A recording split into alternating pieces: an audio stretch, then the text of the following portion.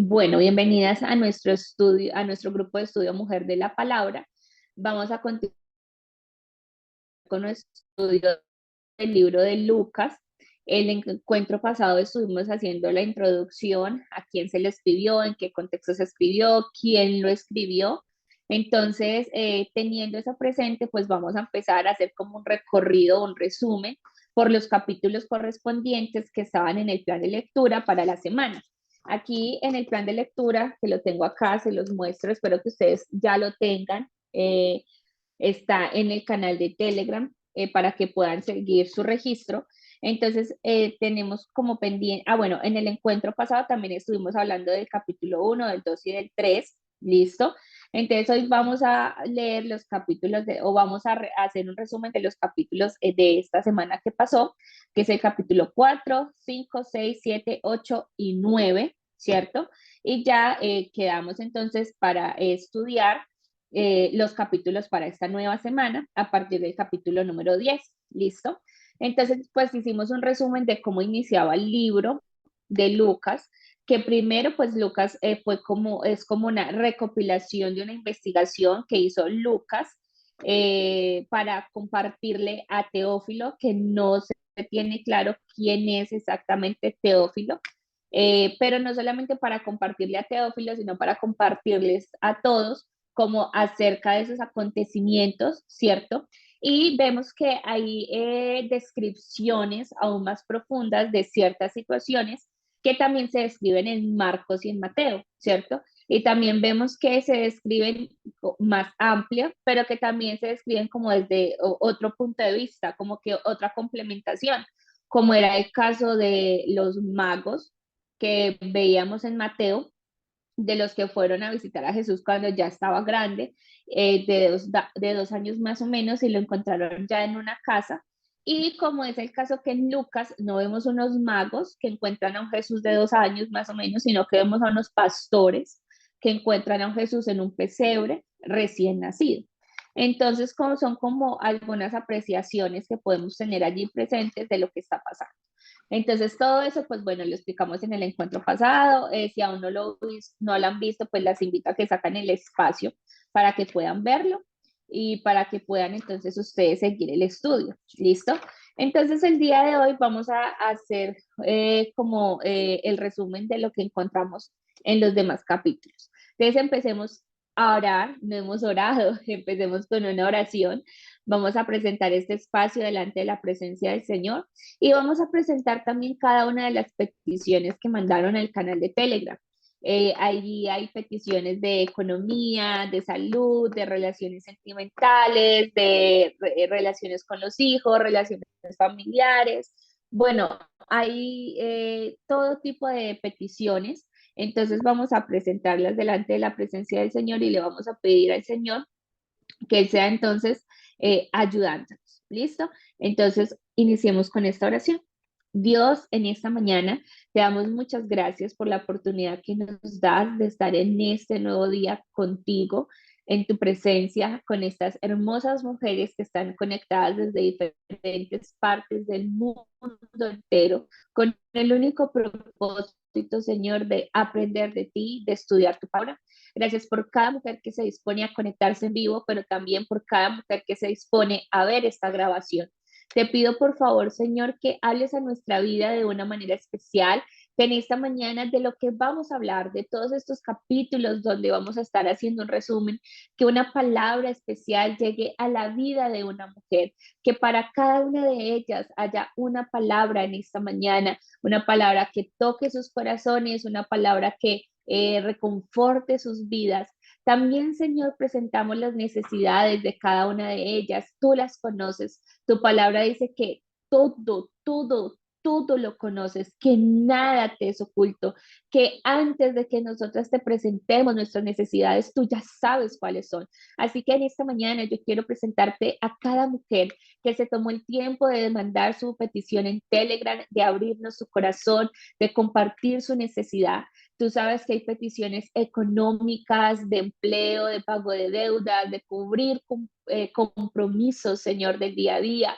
Hay peticiones respecto al trabajo, a las ventas, a las necesidades, Señor, al desempleo. Hay peticiones, Señor, familiares, sentimentales, matrimonios, Señor, muertos prácticamente, terminados, acabados. Pero sabemos, Señor, que tú eres el que tiene la última palabra. Hay situaciones entre los padres con los hijos con los padres, situaciones entre tíos, familiares, primos, bueno, tantas situaciones que se pueden presentar, situaciones de salud, de enfermedad, Señor, de salud mental, de salud emocional, Señor. Por eso en esta mañana nos unimos delante de ti, de tu presencia, creyendo lo que dice tu palabra, que donde hay dos o tres reunidos en tu nombre con un mismo sentir, tú escuchas esa oración, tú respondes esa oración.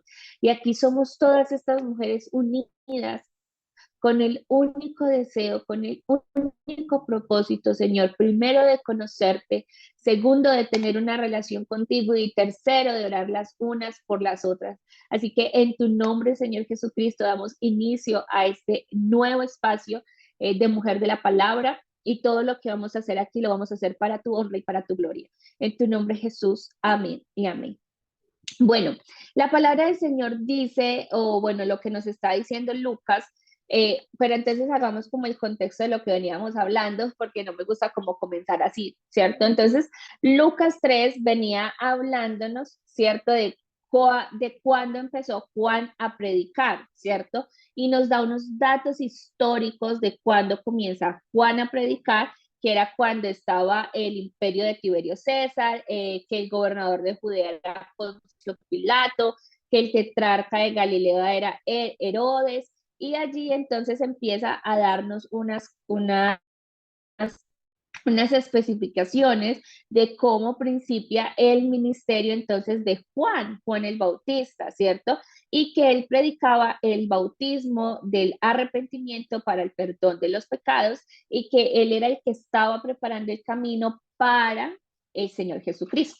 Entonces ya Lucas 4 nos muestra un Jesús lleno del Espíritu Santo, a un Jesús que ya ha sido bautizado, que ha recibido el Espíritu Santo y que lleno de ese Espíritu Santo, el Espíritu Santo lo lleva a un desierto y en ese desierto fue tentado por el diablo cuando terminó de ayunar.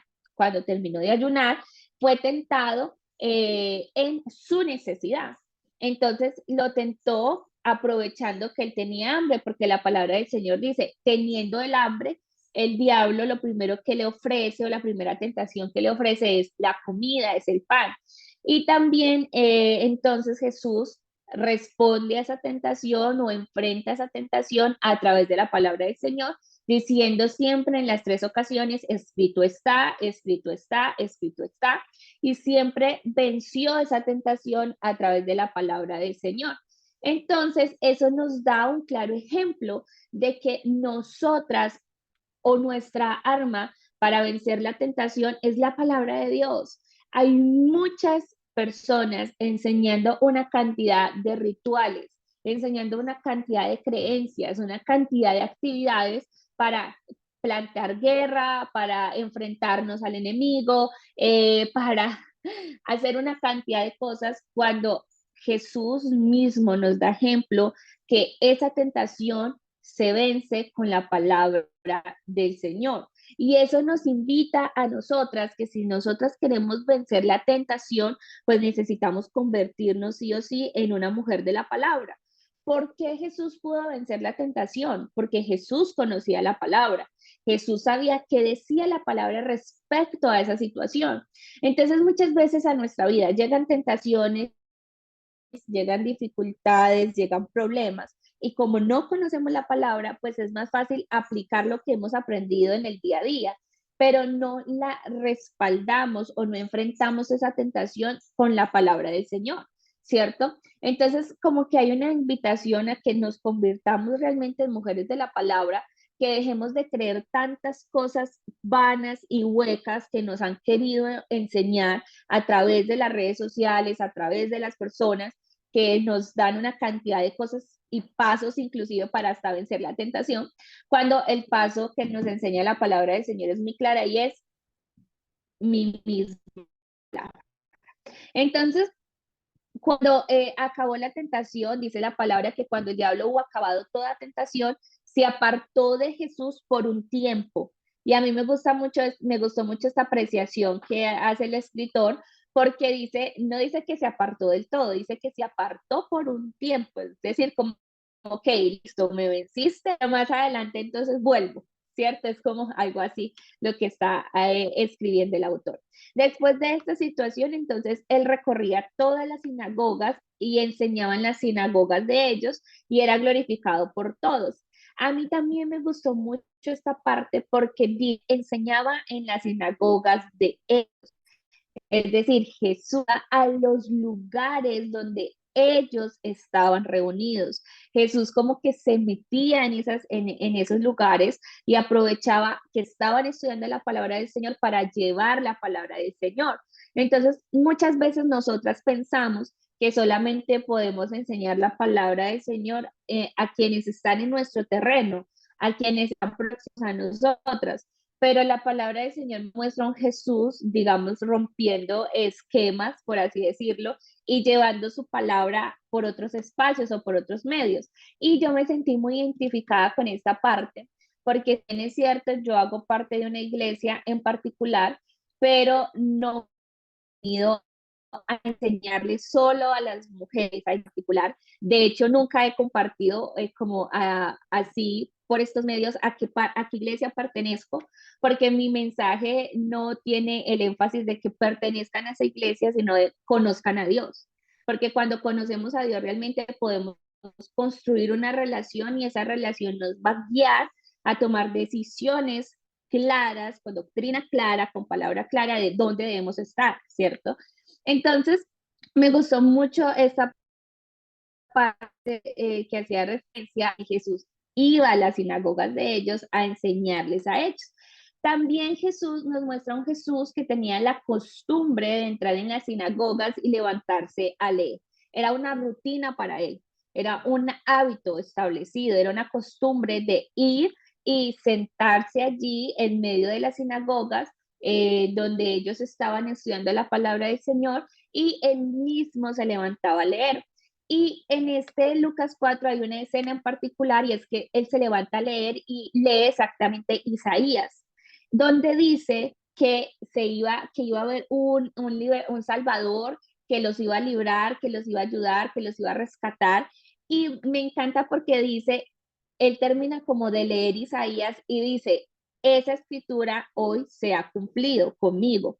Entonces, como que no es casualidad lo que lee, no es casualidad el haber escogido ese texto en particular. Y aquí pasa algo bien interesante, chicas, y es que cuando Jesús termina de decir esto, ellos se maravillan de las palabras de gracia que salían de su boca, porque dice la escritura que para ellos Jesús era un hombre muy sabio, muy inteligente, que las palabras que mencionaba y que decía, pues, ¿cómo era posible que lo supiera si era hijo de un carpintero, ¿cierto?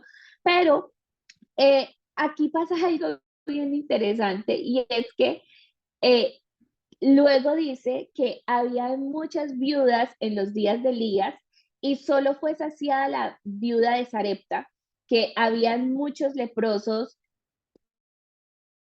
limpiado Naamán. Y Jesús los confronta con la palabra después de que ellos estaban maravillados y viendo con alegría y todo lo que les decía, pero después Jesús los confronta con la palabra y ellas se llenaron de ira, de rencor y lo querían apresar y cómo es que este nos habla así. Entonces, esto es algo que vemos muy a menudo en la vida real. Queremos siempre al Jesús lindo, al Jesús que me ama, al Jesús que me abraza, al Jesús que me consuela, al Jesús que me ayuda en mi debilidad, al Jesús que me ayuda en mi problema, pero no quiero al Jesús que me dice estoy viviendo mal. No quiero al Jesús que me dice estás en pecado. No quiero al Jesús que me dice tienes que cambiar tu manera de vivir porque si no te vas al infierno. No queremos a ese Jesús. Queremos al Jesús lleno de abrazos, lleno de sonrisas, pero no queremos al Jesús que nos confronta. Y eso es lo que estaba pasando en ese momento. sí, wow, el Salvador, el Mesías, el que viene a rescatarnos, se maravillan de su palabra, pero en el momento en punto en que confrontó al pueblo con la palabra, lo odiaron, lo rechazaron. Entonces el Evangelio, si bien es para todo el mundo, porque él dice, yo no vine a que nadie se perdiera, inclusive hay una escena con los discípulos donde lo dice, yo vine es a salvar a las almas de los perdidos, pero definitivamente no todo el mundo va a aceptar este Evangelio. Y eso pues hay que tenerlo presente, ¿cierto? También nos muestra un Jesús que sigue predicando, que sana a la suegra de Pedro, que trajeron muchas personas para ser sanadas, lo buscaron en el desierto y él predicaba en Galilea. Luego entonces vemos a Lucas 5 y aquí ya uno empieza a mirar los detalles diferentes que se presentan en Mateo, en Marcos y en Lucas.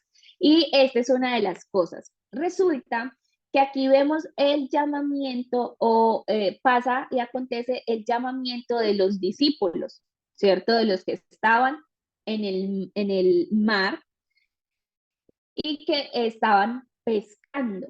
Pero entonces yo hice como un paralelo de cómo lo relata Mateo, de cómo lo relata Marcos y cómo lo relata Lucas. Entonces, Mateo relata el llamamiento de ellos en el capítulo 4, después de ser tentado, ¿cierto? Después de principiar el ministerio Jesús, y muestran a un Jesús estando en Galilea, caminando junto al mar, que ve a Simón, a su hermano, a Juan, a Jacobo, y les dicen, sí, muestran aquí en Mateo que Simón estaba lavando las redes y muestran a un Jacobo remendando las redes. Y después de ese llamamiento de los 4 discípulos, luego pasa lo del sermón del monte y sana a la suegra de Pedro y al hombre del espíritu inmundo. Así lo relata Mateo. Luego Marcos lo relata muy parecido a Mateo, ¿cierto?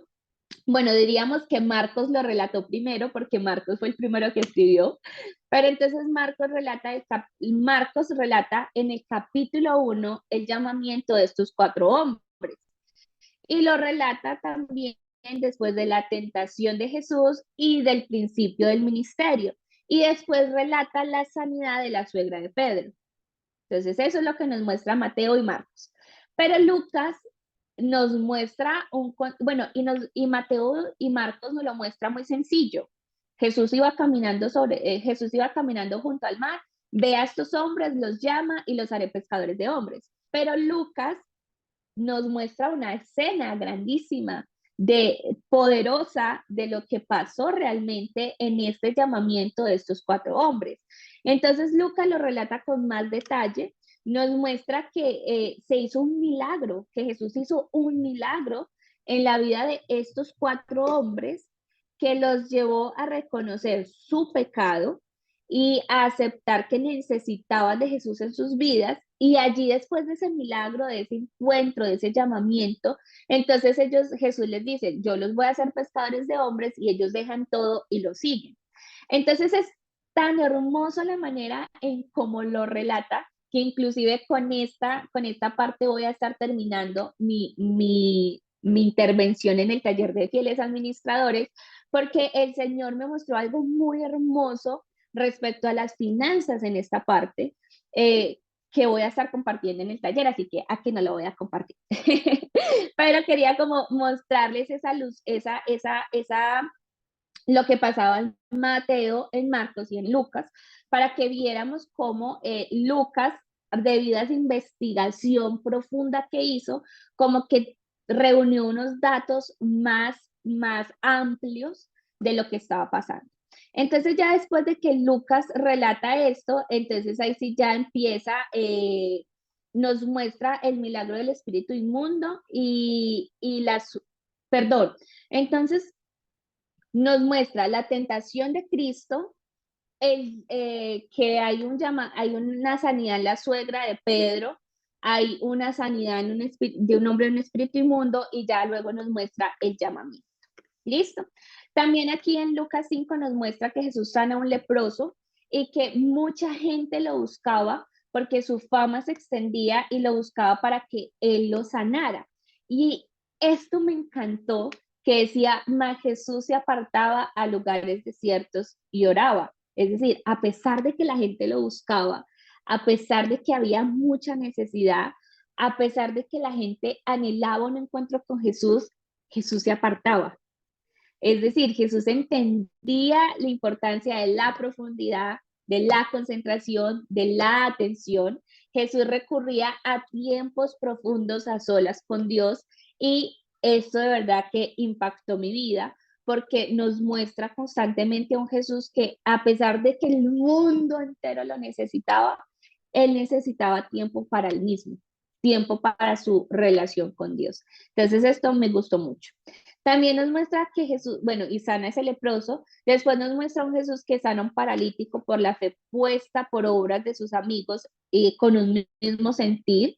Eh, También nos muestra el llamamiento de Mateo, de Leví, y que este hombre Leví le hace un banquete en su casa, que invita, tiene unos convidados, y que en medio de esa cena, pues bueno, ¿cómo es que este está cenando con publicanos, con pecadores? Y Jesús dice, es que yo no he venido a llamar a justos, he venido a llamar a pecadores al arrepentimiento.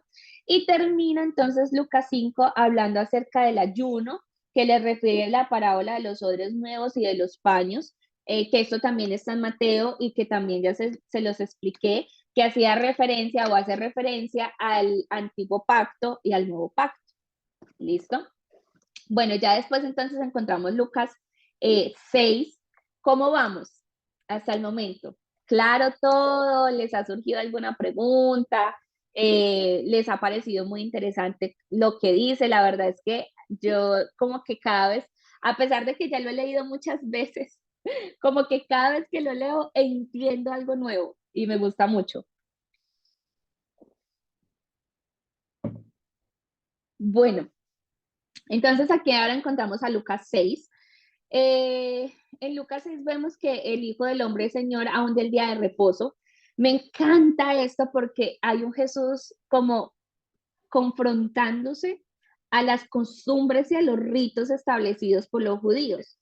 Entonces, como que todo el mundo, no, el día de reposo es el día de reposo y llega un Jesús a hacer cosas que no se debían hacer en el día de reposo. Entonces, yo no me imagino como esa rabia, esa ira, ese enojo de los judíos contra Jesús porque venía como a cambiarles toda su manera de pensar y de hacer las cosas y como a confrontarles de que ustedes están acostumbrados a los ritos, pero ustedes realmente no viven en el Evangelio, ¿cierto? Entonces ahí vemos a un Jesús que siempre hacía milagros, que estaba haciendo cosas en el día de reposo y como que el mensaje final de Jesús es que el Hijo del Hombre es Señor aún del día de reposo, ¿cierto? Dándonos a entender que el día de reposo realmente era Él y no un día en específico, ¿cierto? Vemos también que, pues respecto a esto, los fariseos y lo señalaban. También sanó en el día de reposo un hombre de una mano seca, ¿cierto? Y todo esto entonces, pues causaba ¿qué? Furor, ¿cierto? Nos muestran, y esto me encantó, chicas. Eso me encanta porque nos muestra a un Jesús que se aparta al monte a orar y pasa la noche orando a Dios y después de que pasa toda la noche orando a Dios, llega donde sus discípulos a llamar a sus discípulos. Entonces vemos a un Jesús que ora antes de tomar decisiones. Vemos a un Jesús que saca un tiempo de profundidad en Dios para tomar la decisión de quiénes iban a ser sus discípulos. Es decir, no es un Jesús que toma decisiones sin orar. Y a mí me gusta mucho esa frase, es, no se toman decisiones permanentes con base en emociones momentáneas. Y ese es Jesús. Jesús siempre pedía la dirección y esta no es la excepción. Entonces se apartó a orar, pasa toda la noche orando y ya llega con el Espíritu Santo, con la tranquilidad, con la serenidad, con la sabiduría para escoger a sus 12 discípulos. Y dentro de esos 12 discípulos, pues está Judas Iscariote, que es el traidor. Entonces, ¿quiénes fueron sus discípulos? Simón, llamado Pedro, Andrés, el hermano de Pedro, Jacobo, Juan, Felipe, Bartolomé, Mateo, Tomás, Jacobo, Simón, llamado el Celote, Judas y Judas Iscariote. Entonces, con ellos desciende a hacer el trabajo. Entonces, ellos descienden a hacer el trabajo y allí, en ese momento, es cuando menciona el sermón de las bienaventuranzas. Entonces, mientras que Mateo nos relata el sermón de las bienaventuranzas en el capítulo 5, del capítulo 5 al capítulo 7, aquí vemos en Lucas que nos lo relata en el capítulo 6. En Mateo lo vemos más específico. Vemos una cantidad de cosas que le enseña en ese sermón. Entonces vemos las bienaventuranzas, luego vemos que habla acerca de las limosnas, del ayuno, de la luz, de la oración, del amar y juzgar a los demás. Mateo es como un poco más extenso en la explicación de este sermón y Lucas como que hace un resumen breve de lo que fue este sermón de las bienaventuranzas. Y allí nos enseña o nos enfatiza en ser misericordiosos, en hacer el bien, en amar y en prestar a los demás. Y yo pues resalté como algunos textos que me llamaron la atención, que es dad y se os dará medida buena, apartada, apretada, remecida y rebosando, darán a vuestro regazo, porque con la misma medida con que medís os volverán a medir, Lucas 6:38. Y también me gustó mucho, hipócrita, saca primero la viga de tu propio ojo y entonces verás bien para sacar la paja que está en el ojo de tu hermano, Lucas 6:42. Y termina Lucas 6 hablándonos de el hombre que construye su casa sobre la roca y el hombre que construye su casa sobre la arena. A mí, este Lucas 6 del 46 al 49, de verdad que me encanta porque es muy claro, la palabra del Señor es muy clara y dice, el hombre que oye y hace la palabra es un hombre prudente, es un hombre sabio, es un hombre sensato, que se toma el tiempo de cavar, de ahondar y poner el fundamento sobre la roca, para que cuando venga esa tormenta, esa casa no se caiga. Mientras que el que no oye, el que oye y no hace la palabra, es un hombre insensato, imprudente, necio, que construye su casa sobre la arena porque tiene afán, porque está a la carrera, porque no hay tiempo de profundidad en Dios y cuando viene la tormenta, esa casa se cae, ¿cierto? Entonces a mí me gusta mucho la descripción, es como más amplio lo que nos muestra aquí Lucas que lo que nos muestra Mateo, ¿cierto? Bueno, ya luego entonces pasamos a Lucas 7. En Lucas 7, Jesús termina de dar la enseñanza de predicar y entra a Capernaum. Allí hay un centurión que ha oído hablar de Jesús y le pidió a través de otras personas que sanara a su siervo. ¿Por qué lo hizo así? Porque este centurión sentía que no era digno de ver a Jesús, de hablar cara a cara con Jesús, y es el hombre que le dice que el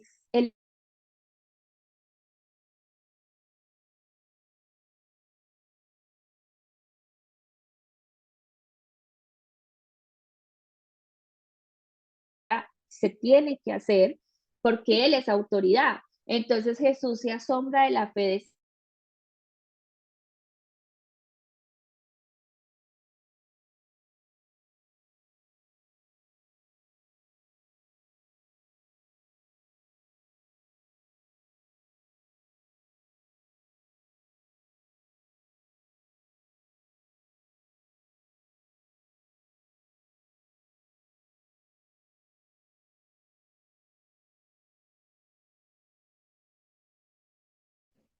volví, me quedé como sin internet por un tiempo. ¿Ahí me escuchan bien? Aquí estoy. Ok, listo. Entonces entra Naín y en Naín estaban que en el momento en que entra a Naín hay como una caminata para un entierro y van a enterrar al hijo único de una mujer que era viuda. Y esta parte también me gustó mucho, es que todo me gusta, porque vemos a un Jesús que por compasión de esta mujer sana, da vida. Y la verdad que esta enseñanza en particular a mí me impactó mucho, porque es que el joven ya estaba muerto, ya lo llevaban a enterrar, ya no había nada que hacer. Y yo ayer pensaba cuando estaba terminando de estudiar esto, pensaba en cuántas cosas de las que nosotras estamos viviendo ya las consideramos muertas. El matrimonio está muerto, la economía está muerta y la salud está muerta. Y como que hay tantas cosas muertas y como que ya simplemente nos dimos al dolor, las vamos a enterrar porque ya no hay nada más que hacer, porque ya no hay vida en eso. Pero Jesús mira a la mamá, se compadece de ella y le dice, no llores. Y cuando le dice esto, se acerca al féretro, porque ya lo llevaban inclusive dentro del féretro, es que ya no había nada que hacer. Y los que lo llevaron se detienen y Jesús le dice al joven, a ti te digo, levántate. Entonces el joven se incorpora y comienza a hablar y se lo dio a su madre. Entonces yo en esta mañana quiero aprovechar este espacio para decirte, Dios puede darte vida en esta mañana. No sé qué hay muerto en tu vida esta mañana, no lo sé. Eh, eh, Hay algo que yo sí siento que está muerto dentro de mí y quizás por eso también como que impactó mucho este mensaje a mi vida personalmente. Y yo le decía, bueno, Señor, yo nunca me había detenido a estudiar este milagro de Naín, pero si tú quieres decir que lo que hay muerto en mí todavía tiene oportunidad de vivir, pues bueno, es tu palabra. Entonces, quizás este mensaje también es para alguien de las mujeres que está aquí o que lo va a escuchar después. Quizás todavía hay vida y tú no lo sabes en algo, no sé en qué específicamente, pero solo Dios puede darle vida a eso que está muerto.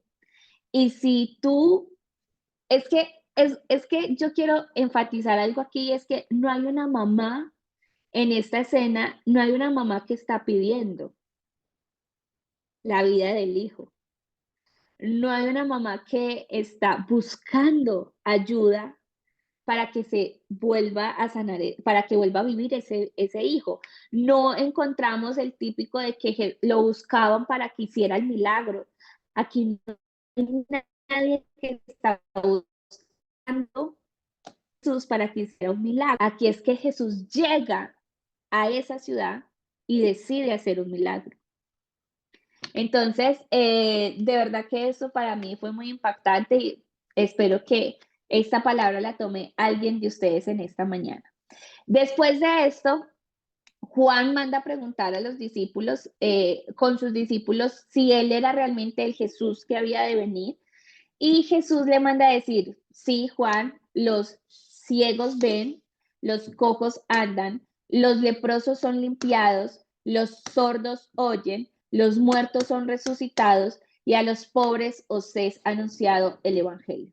Entonces, como que la parte final y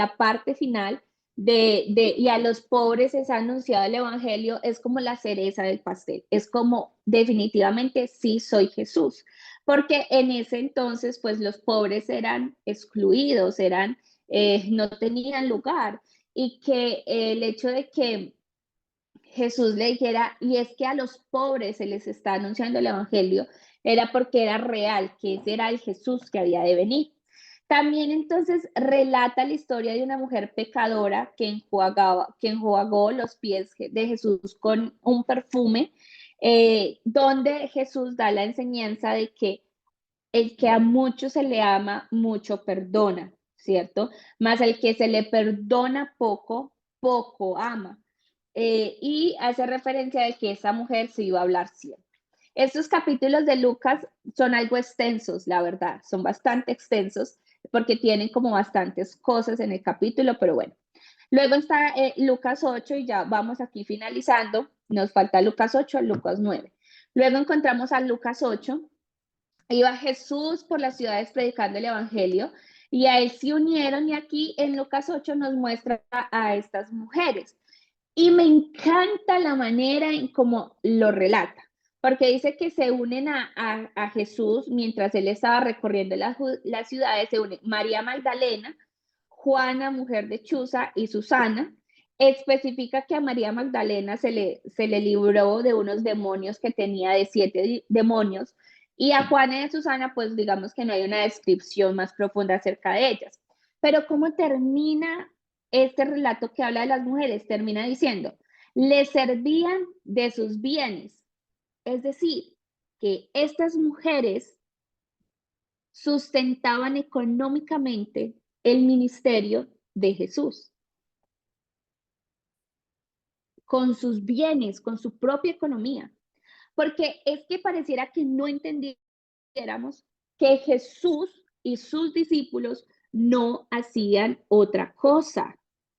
Ellos se dedicaron a predicar el evangelio. Entonces, pues alguien tenía que traer sustento económico.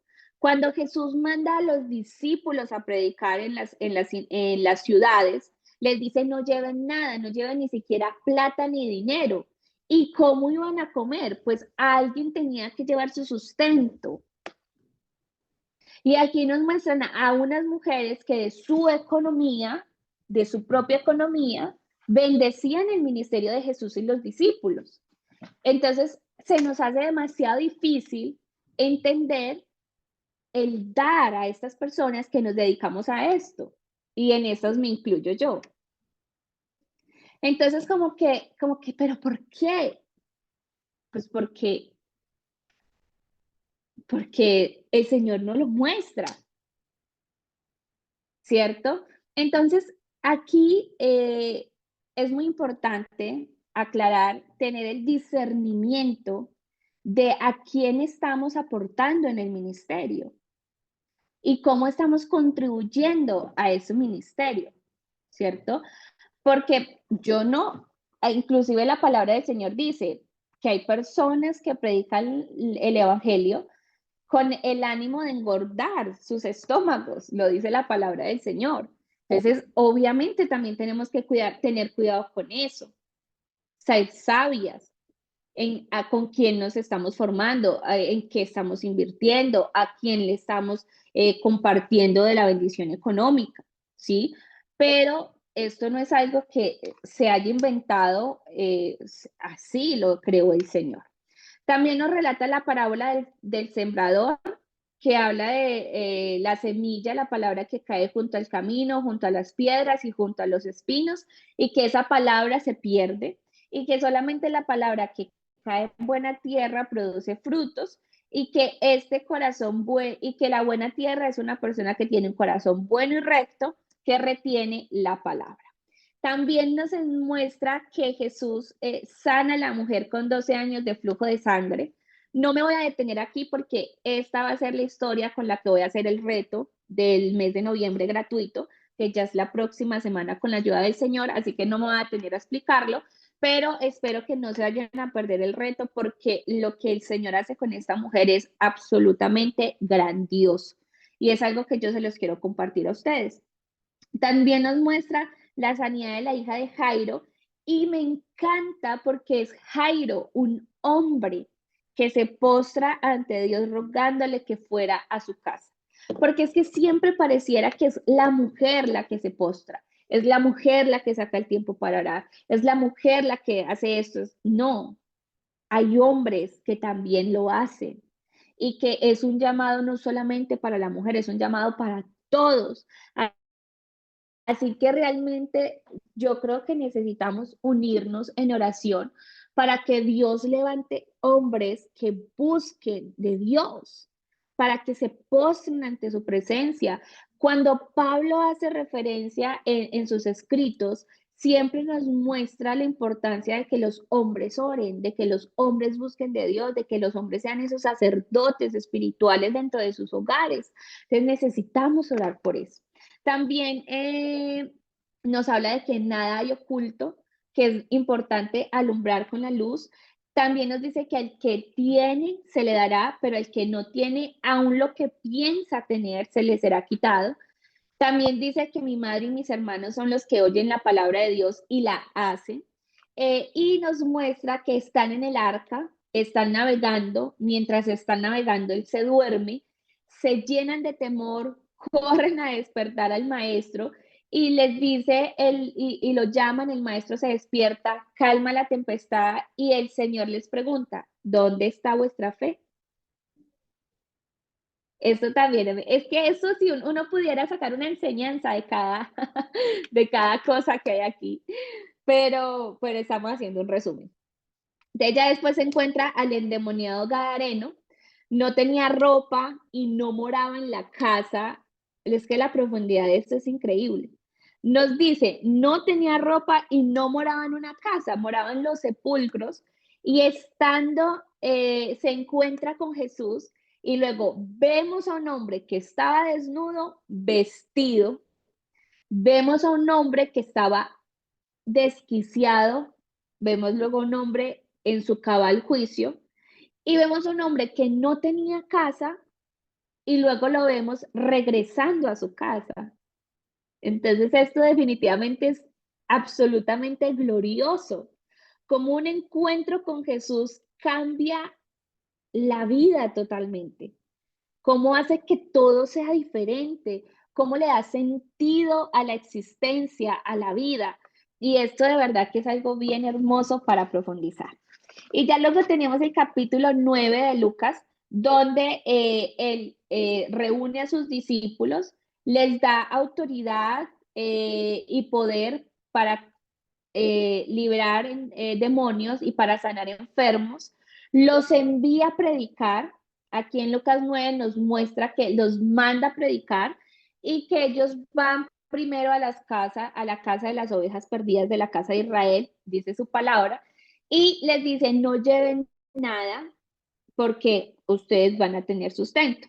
Ellos fueron por todas las aldeas anunciando el evangelio, haciendo milagros, sanando enfermos, liberando demonios. Y en medio de todo este contexto, Herodes escucha a Jesús, muchos piensan que es Juan el Bautista. Herodes dice, pero ¿cómo va a ser Juan el Bautista si yo maté a Juan el Bautista, lo decapité? Y Herodes tenía esa intriga de conocer a Jesús, quién era este del que tanto hablaba.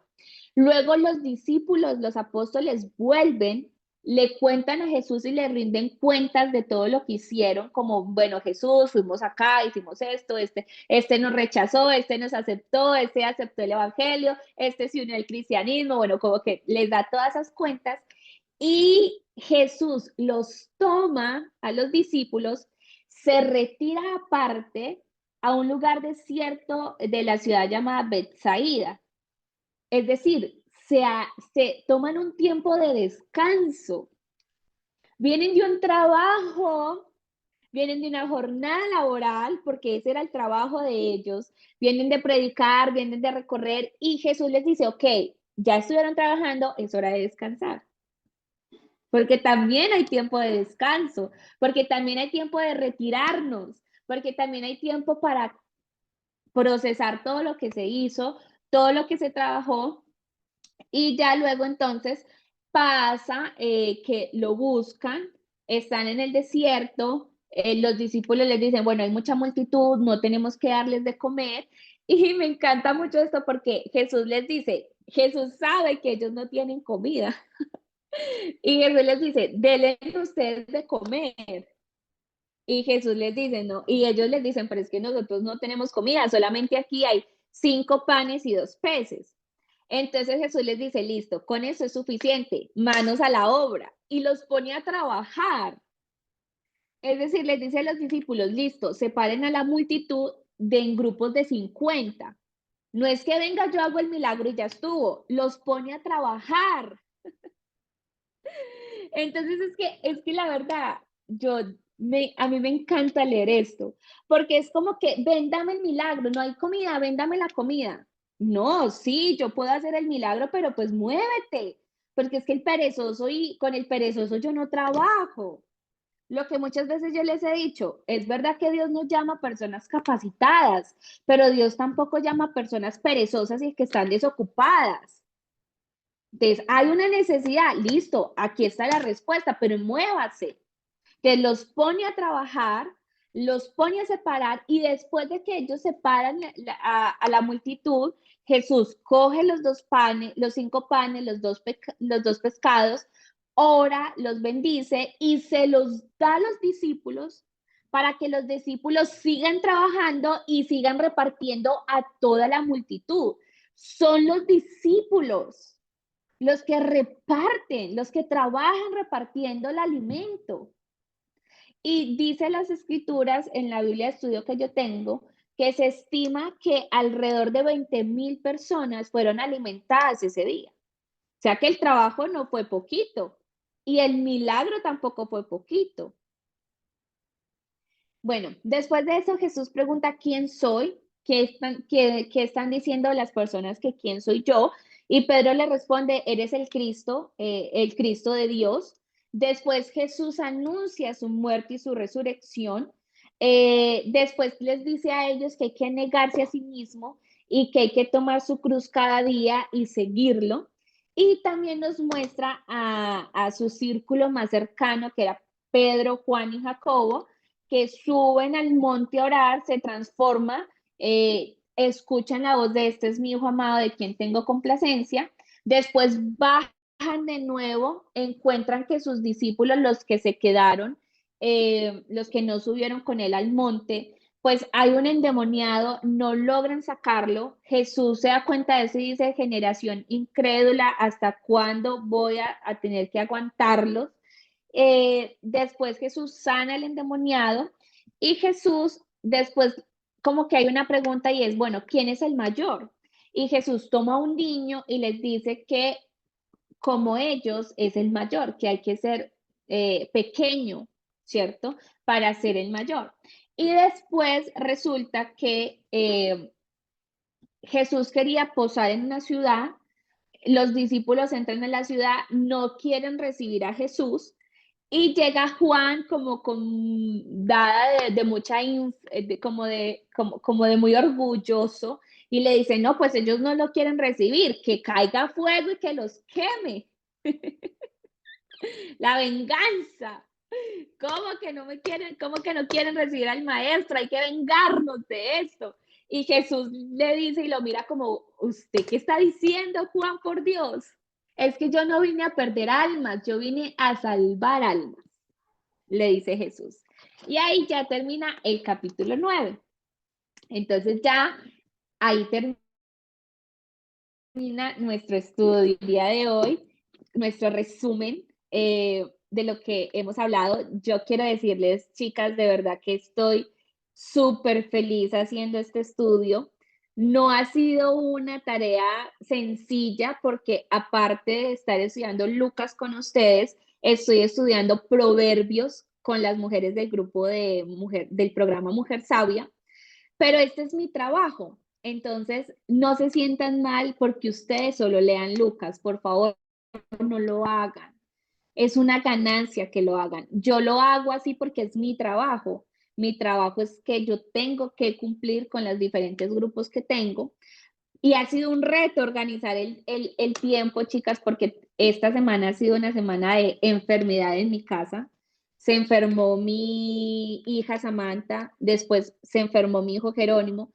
Ayer tuvimos que volverlo a llevar a urgencias en la madrugada y yo estoy también indispuesta. Y a pesar de todo eso, pues gloria a Dios he podido cumplir con mis responsabilidades del estudio y cada vez que me siento a leerlo me siento muy dichosa de poder ser y le digo al Señor, gracias por crear en mí ese deseo de leer la Biblia. Y es una oración con la que quiero terminar el encuentro del día de hoy. Agradece a Dios que estás aquí. Agradece a Dios que eres una mujer que quiere aprender de su palabra. Miren, perdónenme que llore, pero es que hay muchas mujeres que anhelan una vida diferente.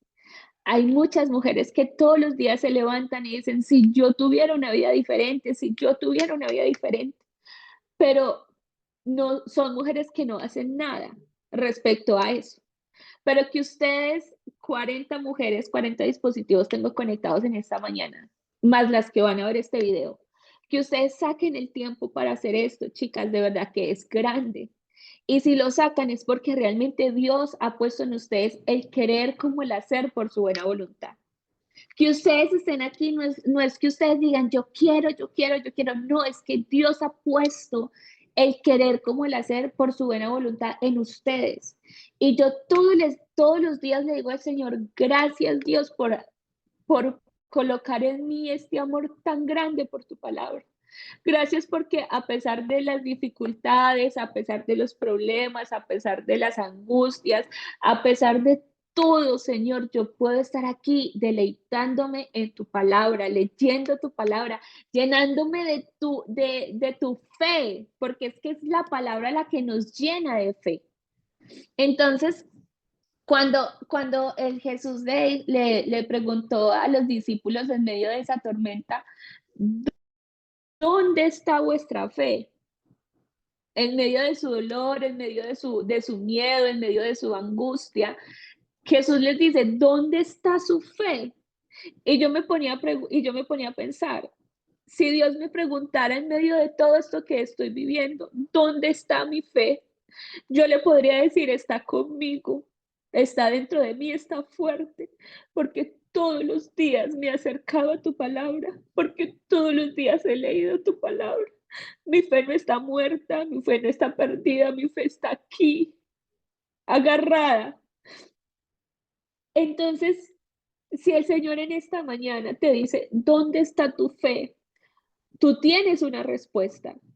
Tu fe está en todo esto que has leído, en todos los días que has sacado de estudio, en todos los días que te has tomado el tiempo para leer un capítulo, para leer un versículo, para escuchar una grabación. Entonces, si tienes fe, no lo olvides, pero necesitas seguir aumentando tu fe, necesitamos seguir aumentando nuestra fe. Así que de verdad las felicito por estar aquí y las animo a que sigamos sin desmayar en este estudio de la palabra del Señor, en convertirnos en mujeres de la palabra y en sacar adelante nuestro grupo de estudio. Así que vamos a orar para que el Señor nos ayude en esta semana. Es una semana nueva, es un reto nuevo. Son ¿cuántos capítulos por leer? Miremos. Tenemos 1, 2, 3, 4, 5, 6. 6 capítulos por leer. Entonces vamos a decirle al Señor que nos permita tener el tiempo, la disposición de corazón para cumplir con el reto de estudio de esta semana. Así que oremos.